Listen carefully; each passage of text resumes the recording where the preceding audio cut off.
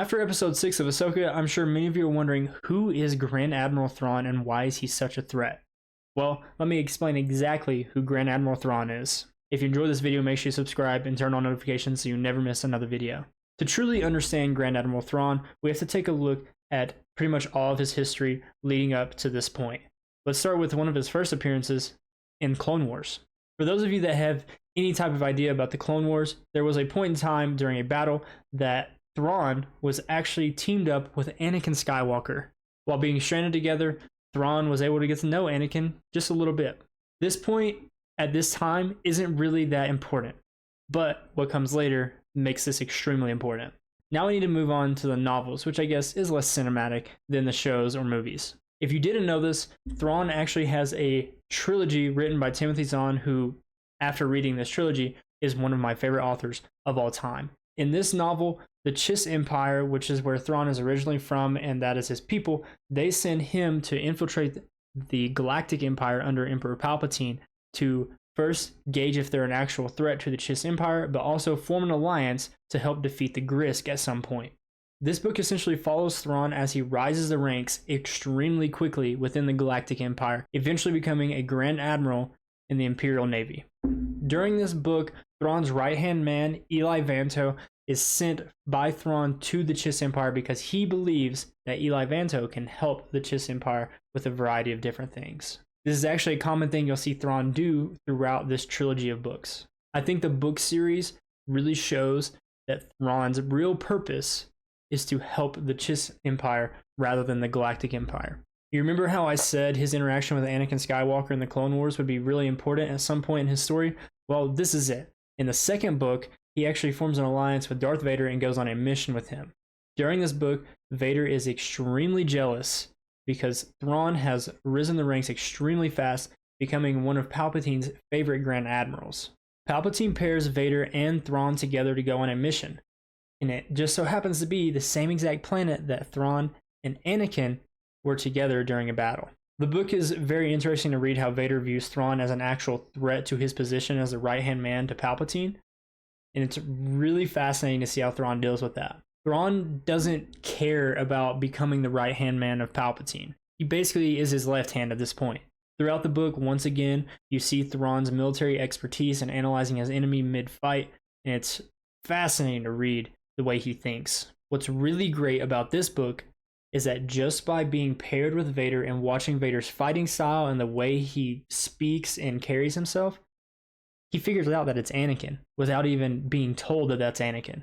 Thrawn talks to Vader often throughout this book as if he was just Anakin Skywalker, and Vader corrects him multiple times that Anakin Skywalker's dead, he was weak, he is nothing. That's why this interaction from Thrawn and Anakin from the Clone Wars is so extremely important. This tells you that from just a small interaction, Thrawn was analyzing him from that point, and he remembered everything about Anakin during that fight that made him come to the conclusion that Vader actually is Anakin Skywalker. This just shows how intelligent and analytic Grand Admiral Thrawn really is. At the end of this book, Thrawn does one of the coldest things I've ever heard anybody do in the Star Wars universe. Standing next to Vader as they're speaking, Vader tells him and confronts him about his thought that Thrawn wants to replace Vader at Palpatine's side. Thrawn tells Vader straight to his face, and if you know anything about Vader, this is unreal. Tells Vader straight to his face that he has 3 separate ways he could kill him if he wanted to.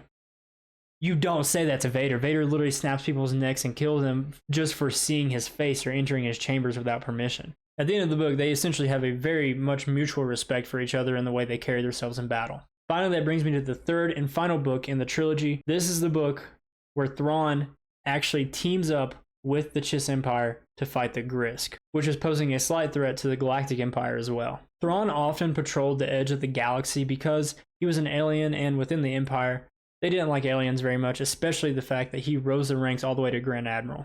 This explains why he wasn't really defending the Death Star or much closer to Palpatine, rather than fighting this ragtag group of rebels.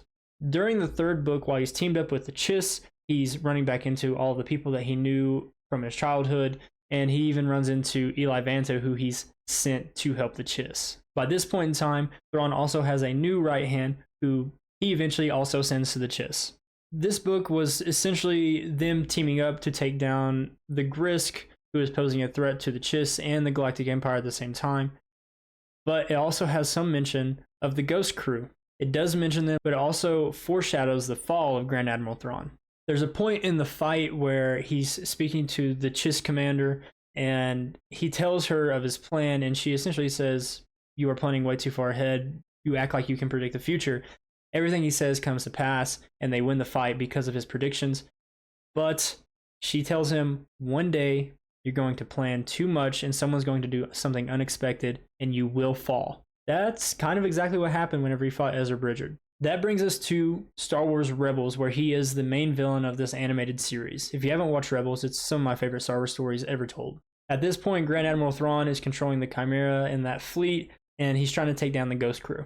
While Thrawn does have some victories against the Ghost Crew, ultimately, in the end, at the end of Rebels, Ezra Bridger uses the space whales, the Purrgil, to actually defeat Grand Admiral Thrawn. It was extremely unexpected. Thrawn overplanned. He thought he knew exactly what was going to happen, and it didn't work out in his favor. And now we're at this point in Ahsoka where we have no idea what's about to happen. I do hope this video helped you understand Grand Admiral Thrawn a bit more. If you do have any more questions, please let me know down in the comment section below.